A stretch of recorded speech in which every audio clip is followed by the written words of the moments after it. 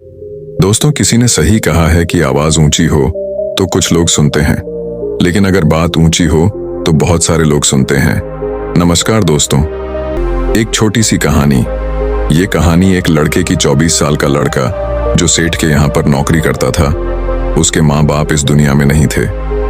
जिंदगी बड़ी परेशानी में चल रही थी। वो जाता था, रोजाना पैसे कमा करके घर आता था, खाना बनाता था, खाता था, सो जाता था। एक दिन उसने देखा कि एक बूढ़ा फकीर अपनी पीठ पर 3 ठेले लेके एक शहर से दूसरे शहर की ओर जा रहा था। वह काफी बूढ़े भी थे और काफी देर से वह यूं ही सफर कर रहे थे और आखिरकार कुछ दूर और सफर करने के बाद वह चलते चलते थक कर एक पेड़ के नीचे बैठ गए। तभी उनकी नजर एक नौजवान युवक पर पड़ी जो उसी रास्ते से जा रहा था और वह भी उसी दिशा में जा रहा था जिस दिशा में उन बूढ़े फकीर को जाना था। तभी वह लड़का उन बूढ़े फकीर के पास से होकर गुजरा। इस पर वह फकीर उस लड़के से कहते हैं, सुनो बेटा, क्या तुम मेरी थोड़ी सी मदद कर सकते हो? ये ठेला बहुत भारी है और मैं बूढ़ा हो चुका हूँ। मैं ज्यादा समय तक इनका बोझ नहीं उठा सकता और मैं बहुत थक भी चुका हूँ। तो क्यों ना तुम मेरे एक ठेले को ले लो और मुझे उस दूसरे गांव तक पहुंचा दो। इसके बदले में मैं तुम्हें 3 स्वर्ण मुद्राएं दूंगा। वह लड़का उन फकीर की सारी बातें सुनता है और उन फकीर से कहता है, कोई बात नहीं बाबा, मैं आपकी मदद करने के लिए तैयार हूं। कहिए आपको कहां जाना है? ऐसा कहकर उस लड़के ने उन फकीर का एक ठेला उठा लिया और अपने कंधे पर ले लिया। तभी उस जवान लड़के को यह एहसास हुआ कि यह ठेला तो सचमुच बहुत भारी है। वह लड़का और फकीर दोनों रास्ते में आगे की ओर बढ़ चले। कुछ दूर आगे चलने के बाद देखते ही देखते वह गांव खत्म होने लगा और अब एक सुनसान रास्ता आगे की ओर जा रहा था। वे दोनों अपने मार्ग में मस्त होकर आगे की ओर बढ़ रहे थे। जब भीड़ से पूरी तरह से अलग हो गए तो वह लड़का उन फकीर से कहता है, बाबा, इस ठेले में आखिर ऐसा क्या रखा है जो ये ठेला इतनी वजन है? इस पर वह फकीर आदमी उस लड़के को जवाब देते हुए कहते हैं, कुछ नहीं बेटा, बस इसमें तांबे के कुछ सिक्के भरे हुए हैं, इसी कारण ये ठेले में बहुत वजन है। उन फकीर की यह बात सुनकर वह लड़का मन ही मन सोचने लगा, लगता है ये बाबा जरूर कोई व्यापारी है, तभी तो इतने सारे तांबे के सिक्के लेकर चल रहे हैं। और फिर तभी उसके मन में एक ख्याल आया कि मुझे क्या करना है। मुझे तो खाली यह ठेला दूसरे गांव तक पहुंचा है, बस इतना ही। जैसे ही उसके मन में यह ख्याल आया, उसने तांबे के सिक्कों का वह ख्याल मन से निकाल दिया और अपनी धुन में मस्त होकर वह आगे की ओर चलने लगा। चलते चलते कुछ और समय बीता और वे दोनों एक नदी के किनारे जा पहुंचे। वह लड़का हट्टा कट्टा था और काफी चुस्त और तंदुरुस्त भी था, इसलिए वह बिना सोचे समझे उस नदी में उतर जाता है, किंतु वह फकीर अब भी किनारे पर ही खड़े थे। इस पर वह लड़का उन फकीर से कहता है, क्या हुआ बाबा, चलिए आइए, हमें यह नदी पार करनी होगी, तभी तो हम उस गांव तक पहुंच पाएंगे। इस पर वह फकीर उस लड़के से कहते हैं, मैं जानता हूं बेटा कि हमें यह नदी पार करनी ही होगी, लेकिन जैसा कि तुम जानते हो मैं अब बूढ़ा हो चुका हूं और 2-2 ठेले लेकर मैं यह नदी पार नहीं कर सकता। कहीं मेरा पांव फिसल गया तो क्या होगा? क्या तुम मेरी एक और गठरी ले सकते हो? मैं तुम्हें इसके बदले भी 3 स्वर्ण मुद्राएं दूंगा। इस पर वह लड़का मुस्कुराते हुए उन फकीर से कहता है, बाबा, आप मुझे शर्मिंदा कर रहे हैं। यदि आप मुझे स्वर्ण मुद्राएं ना भी दें तो भी मैं आपका कार्य अवश्य करूंगा। मैं आपको उस दूसरे गांव तक जरूर पहुंचाऊंगा। इस पर वो फकीर मुस्कुराते हुए उस लड़के से कहते हैं, बेटा, तुम तो बड़े ही भले इंसान लगते हो। इतना कहकर उन्होंने वह दूसरी गठरी भी उस लड़के को थमा दी। उस लड़के ने जब वह दूसरी गठरी अपने कंधे पर रखी तो वह गठरी भी उसे बहुत ज्यादा भारी लगी, लेकिन उसने वहां पर कुछ नहीं कहा। जैसे तैसे उन दोनों ने नदी पार की। नदी पार करने के बाद बातों बातों में ही उस लड़के ने उन फकीर से कहा, बाबा, आखिर इस दूसरी गठरी में क्या है? ये गठरी भी बहुत वजन है। इस पर वह फकीर उस लड़के को जवाब देते हुए कहते हैं, बेटा, इसमें चांदी के सिक्के हैं, इसी कारण यह गठरी भी बहुत वजन है। उन फकीर की यह सारी बातें सुनकर अब उस लड़के का दिमाग तेजी से काम करने लगा था। वह यह सोच रहा था कि एक ठेले में तांबे के सिक्के हैं और दूसरी में चांदी के। ऐसा प्रतीत होता है मानो यह फकीर बाबा कहीं दूर से आ रहे हैं और उन्होंने अपनी सारी जमीन जायदाद बेचकर ये सारे सिक्के इकट्ठे किए हैं तभी तो वह इतना धन लेकर चल रहे हैं। लेकिन वह लड़का उन फकीर से कुछ नहीं कहता और वे दोनों चुपचाप मार्ग में आगे की ओर बढ़ते चले जाते हैं। कुछ दूर आगे बढ़ने के बाद एक बार फिर एक सुनसान राह आती है। उस सुनसान रास्ते को देखते ही उस लड़के के मन में तरह तरह के विचार उत्पन्न होने लगे। वह यह सोचने लगा, अरे यह तो सुनसान जगह है। अगर मैं यह सिक्के लेकर यहाँ से भाग जाऊं तो यह फकीर मुझे कब तक दौड़ाएंगे। मुझे नहीं लगता कि मुझे कभी पकड़ पाएंगे और यहाँ पर कोई है भी नहीं जो इनकी मदद कर पाए। और वैसे भी ये बहुत सारे सिक्के हैं, मैं इनसे एक अच्छी दुकान खरीद सकता हूँ, अपना नया व्यापार शुरू कर सकता हूँ।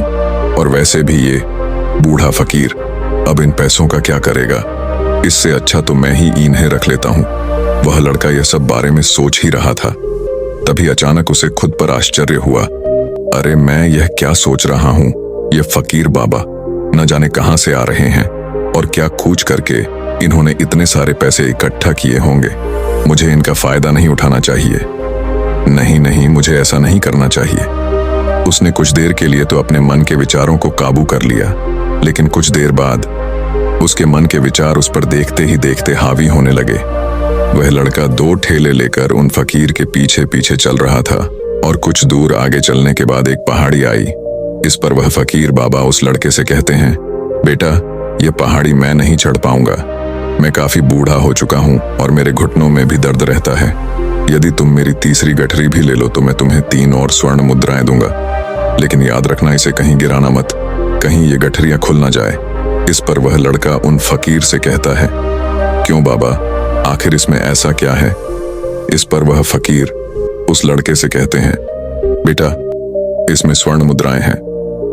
यह सुनकर वह लड़का मन ही मन बहुत प्रसन्न हुआ। उसने चुपचाप वह गठरी भी उन फकीर से ले ली और देखते ही देखते वे दोनों मार्ग में आगे की ओर बढ़ने लगे। अब वह फकीर बिना कोई वजन लिए हुए आराम से पहाड़ की चढ़ाई पर चढ़ रहे थे, किंतु वह नौजवान लड़का जो पीछे था वह वजन के कारण बहुत धीरे धीरे चल पा रहा था। लेकिन जब से उसने सोने का नाम सुना था उसका मन तो छलांग मार रहा था। वह मन ही मन सोच रहा था, अगर मुझे यह सारा धन मिल जाए तो मेरा पूरा जीवन तो आराम से कट जाएगा। वैसे भी यह बाबा तो बूढ़े हो चुके हैं, भला इन्हें इतने पैसों की क्या जरूरत है, इनका जीवन तो वैसे भी कट चुका है। मैं एक काम करता हूँ, यह सारे पैसे लेकर यहाँ से भाग जाता हूँ। लड़के के मन में अनगिनत विचार उठ रहे थे। लड़के का मन अब उसकी बुद्धि पर पूरी तरह से हावी हो चुका था और उस लड़के का मन अपनी बात को सही साबित करने के लिए उससे कुछ भी कह रहा था। और तभी उस लड़के के मन में एक और विचार उत्पन्न हुआ और अब की बार वह लड़का यह सोच रहा था, लगता है यह फकीर बाबा कोई चोर है, वरना इनके पास इतनी सारे स्वर्ण मुद्राएं कहां से आएंगे। अगर ये कोई व्यापारी होते तो भला ये इस तरह से पैदल यात्रा तो नहीं करते, और अगर इनके पास इतने सारे पैसे थे तो ये कोई ना कोई साधन भी तो अवश्य कर सकते थे। लगता है ये कोई चोर है और चोर से चोरी करने में भला क्या बुराई है। ये सोचता हुआ वह लड़का अब उन फकीर से तेजी से आगे की ओर बढ़ रहा था और देखते देखते वह फकीर से आगे भी निकल चुका था। और वह यह सोच रहा था कि जैसे ही इस पहाड़ की ढलान आएगी मैं 3 गठरियां लेकर भाग जाऊंगा। इससे ये सारे पैसे मेरे हो जाएंगे और मेरी गरीबी भी हमेशा हमेशा के लिए दूर हो जाएगी। मैं जो चाहूंगा मैं वो कर पाऊंगा, मेरे पास बहुत सारा धन होगा। और देखते देखते वह दोनों पहाड़ की चोटी पर पहुंच गए और अब ढलान का रास्ता शुरू होने वाला था। तभी वह लड़का उन फकीर से नजरें बचाकर वह 3 गठरियां लेकर भागता हुआ आगे बढ़ गया। अब उसे अपना शरीर बहुत हल्का महसूस हो रहा था, मानो उसे उन 3 ठेलों का वजन तक न मालूम पड़ रहा हो। काफी दूर दौड़ते दौड़ते किसी तरह से वह अपने आप को बचते बचाते अपने घर पहुंचा। उसकी खुशी का कोई ठिकाना नहीं था। उसने सोचा, क्यों ना मैं जल्दी जल्दी इन गठरियां में से वो सारे पैसे निकाल लूं। यह सोचकर जब उसने गठरियां खोली तो पहली गठरी में उसे लोहे से जंग भरे हुए सिक्के मिले। यह देखकर उसे यकीन नहीं हुआ। इस पर उसने फटाफट दूसरी गठरी भी खोल डाली, उसमें भी उसे लोहे के जंग लगे हुए सिक्के ही निकले।